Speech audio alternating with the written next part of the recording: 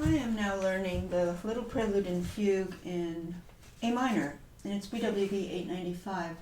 The Little Prelude is one page, and the Fuguetta, or the Fugue, Little Fugue I'll call it, is 2 pages. The Little Fugue is very tricky. I am still immersed in learning it. But this gorgeous opening prelude has got a lot of drama and a lot of pathos. That's a good word for it. Especially the way it starts. It's got a harmonic minor beginning in 32nd notes, but instead of going up the scale to the top, it stops at the 6th note and it goes down to the G sharp, the 7th note.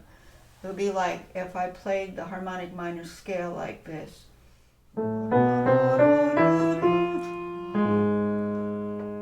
can tell right away. I'd wake up and go, whoa, that's quite expressive, quite dark. Quite beautiful. The minor key too. So that's how it opens up, and it's kind of a monophonic line in the beginning. It's one voice, and it's in the cello range there. And then what he does is it falls down. By the way, that has to resolve. If you put a harmony under that G sharp, you probably have diminished chord. Probably have diminished chord under it. We don't know. Da da da da da da. I wouldn't put a dominant under that. I'd put a diminished chord under it in my ears. But that wants to resolve to a tonic. It doesn't mean you have to have chords. You can just roll through what would be, in your mind, a feeling of resolution. So you can tell right at the beginning, that's what he does. Watch. Just a resolution. Already resolved it. Now he's gonna decorate the A minor with its half step below it. Okay? Instead of just going, he puts a little half step underneath it.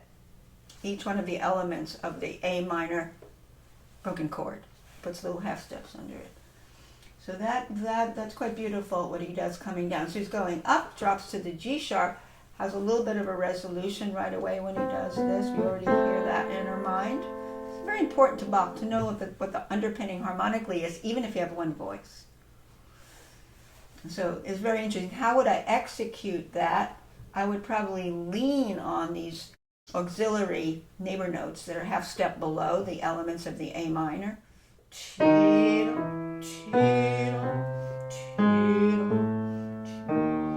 can't do them all the same. I can't, or else it sounds kind of odd. It's almost like, since it's dropping down, maybe the first one would be the most. And if I sang, it's good to sing this. So if you came down,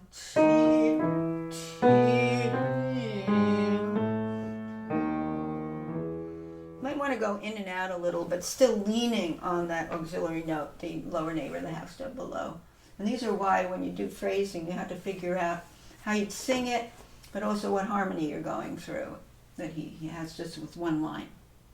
Another thing to mention is in that opening cello line there at the beginning, which would be a solo line, one line, monophonic, I would also be aware of where he goes from harmonic minor, weaves into a piece of the melodic minor before he descends through that A minor with the half steps below, which we discussed. Before he does that, has one note that is reflective of the melodic minor. So the melodic minor of A minor, you would have the raised 6th note from the natural, would be F sharp, and the 7th, which would be G sharp. And he just inserts that F sharp and G sharp next to each other, which is like pulling you toward the A minor, which is going to descend with the half steps right below each element of. So that's interesting how he does that. It's quite amazing.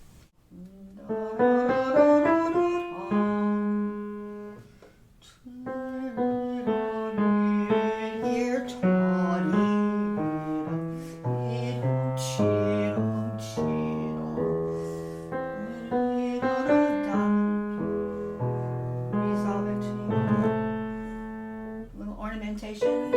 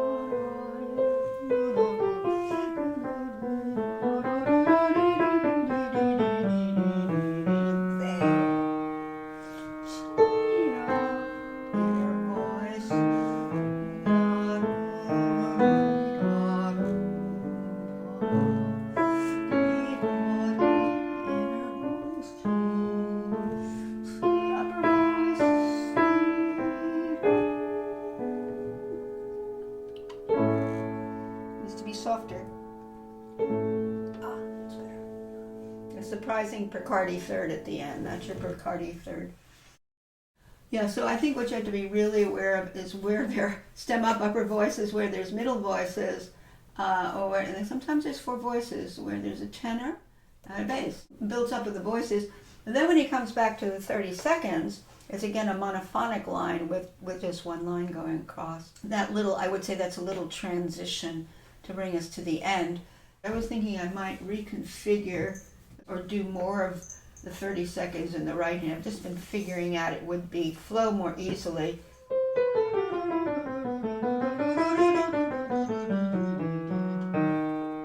I like that better because it's one continuous line across instead of dividing the hands there. So these are things that as you're practicing you might get better phrasing, and you decide that you might be able to pull off more of a one long line with one hand until you get to that low note. So basically what I just decided to do is all in the right hand. 4, 3, 2, 1, 4, 3, 2, 1.